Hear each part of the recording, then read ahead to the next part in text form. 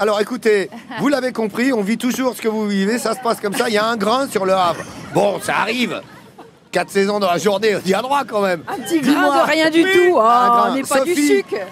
Sophie, Bernard, parle-moi de ce jardin japonais, mais rapidement qu'on voit les images. Alors, rapidement, je suis allée le filmer la semaine dernière. On est au cœur du port autonome du Havre.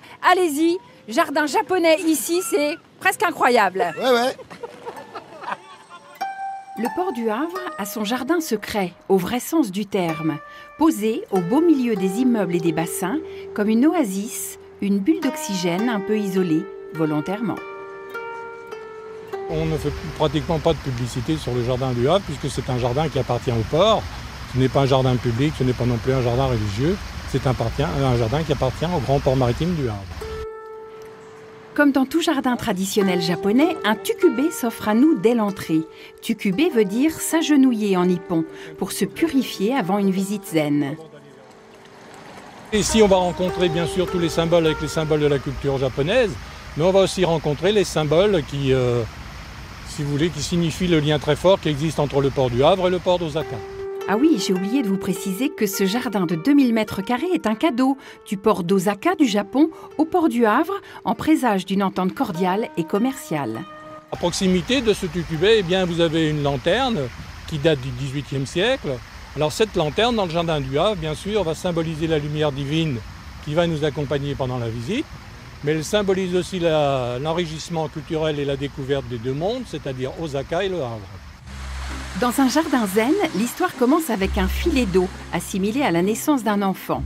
Puis l'eau prend de l'élan et devient tumultueuse, c'est l'adolescence. Enfin, elle se calme et devient bassin, c'est l'âge adulte et le cycle est sans fin. Dans les autres symboles, eh bien, nous avons ici le petit pont qui symbolise les deux océans.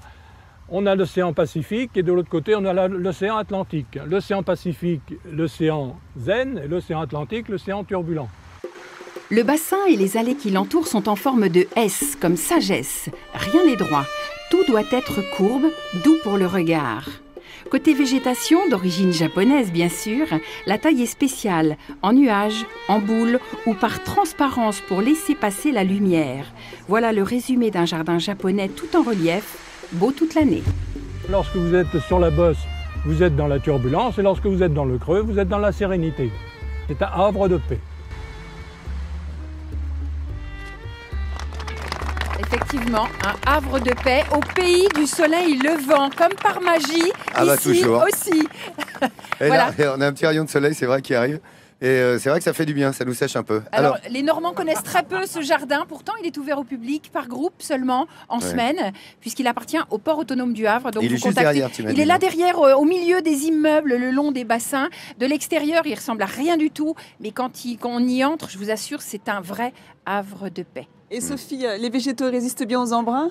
Oui, il y a des embruns ici, il est un petit peu lové entre les immeubles. L'avantage du Havre, c'est qu'il pleut beaucoup, on l'a constaté, mais qu'il ne gèle pratiquement jamais. Et ça, s'il vous plaît, c'est vraiment important pour la végétation. Merci Sophie. Voilà, c'est vrai que la végétation, tu t'y intéresses, hein. N'est-ce pas ? Botaniste. C'est notre spécialiste. De première